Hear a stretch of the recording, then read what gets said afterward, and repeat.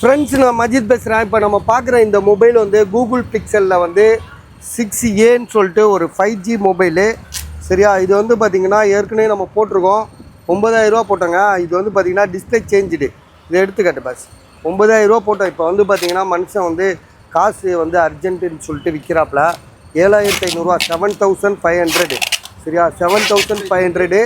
மொபைலில் என்ன இஷ்யூன்னு பார்த்தீங்கன்னா உங்களுக்கு வந்து பார்த்திங்கன்னா லைட் என்னமுங்க டிஸ்பிளே சேஞ்ச் பண்ணியிருக்கு.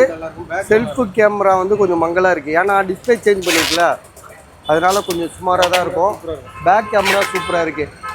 ஆனால் டிஸ்பிளே சேஞ்ச் பண்ணது ஓரளவு ஃபஸ்ட் குவாலிட்டி தான் போட்டிருக்காரு. பட் ஆனால் டிஸ்பிளேயில் வந்து ஃப்ரண்டில் கேமரா வந்து உங்களுக்கு டெஸ்ட்டு அதிகமாக இருக்கனால உங்களுக்கு மங்கலாக இருக்குது. ஸோ மற்றபடி மொபைல் சூப்பரு. விலை வந்து ரொம்ப குறைச்சிட்டாப்புல. 7500, 7500 ரூபா. 5G மொபைலு மிஸ் பண்ணிடுறாங்க, ரொம்ப கம்மி. ஏன்னா கூகுள் பிக்சல்லாம் வந்து பார்த்திங்கன்னா நல்லா இருந்தால் 15000 ரூபா விற்கிறாங்க. 15000 ரூபா விற்கிறாங்க, அப்படியே பாதி ரேட்டு. செகண்ட்ஸாக தான் சொல்கிறேன். புதுசு எவ்வளோ இருக்குது?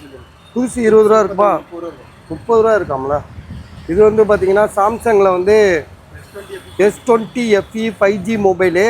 இதில் வந்து பார்த்திங்கன்னா லைட்டாக பெண்டு இருக்குது. ஏன்னா பேண்ட் பாக்கெட்லேயே வச்சுட்டு யூஸ் பண்ணுவாங்களே, அது மாதிரி யூஸ் பண்ணும்போது லைட்டாக பெண்ட் ஆகிடுச்சு போல இருக்குது.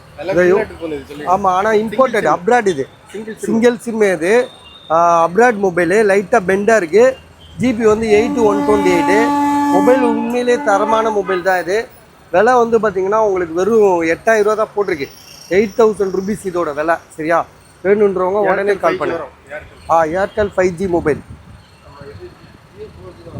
2 தானே, அவ்வளோதானே?